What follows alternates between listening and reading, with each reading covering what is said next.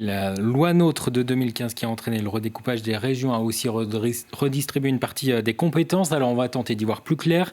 Commençons d'abord par l'économie. L'économie est devenue une compétence quasi exclusive de la région. Le conseil régional est autorisé à verser des aides directes aux entreprises pour qu'elles se lancent, pour qu'elles se développent. La région peut aussi attribuer des aides exceptionnelles aux secteurs en difficulté. Le tourisme, élément important de notre économie, c'est aussi une compétence de la région.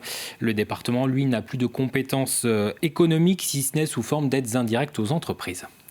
On passe maintenant au social. Alors c'est une compétence du département ou une compétence de la région? Eh bien, c'est une compétence du département. C'est même le budget le plus important. Le conseil départemental agit dans le domaine de la famille avec la PMI, la protection maternelle et infantile, pour conseiller les parents et les futurs parents, avec l'aide sociale à l'enfance pour les jeunes en difficulté ou placés. C'est aussi le département qui gère le RSA et l'accompagnement de ces quelques 8000 bénéficiaires en Vendée. Il y a aussi un volet handicap à travers la MDPH, la Maison départementale des personnes handicapées. Et puis le département accompagne aussi les personnes âgées avec la gestion, le financement des maisons de retraite et le maintien à domicile. Pour l'éducation et la formation, qui s'en charge, le département ou la région? Eh bien, ce sont les deux, mais de manière différente. L'exemple le plus visible, c'est dans le domaine scolaire. Le département s'occupe de la création et de la gestion des collèges. La région, elle s'occupe des lycées.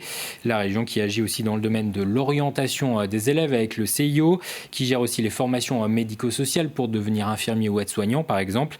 Et puis la région s'occupe aussi de la formation des demandeurs d'emploi.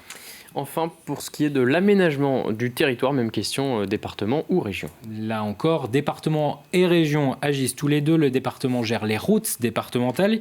Il y en a 4800 km en Vendée. C'est le département qui peut ainsi décider du retour aux 90 km/h.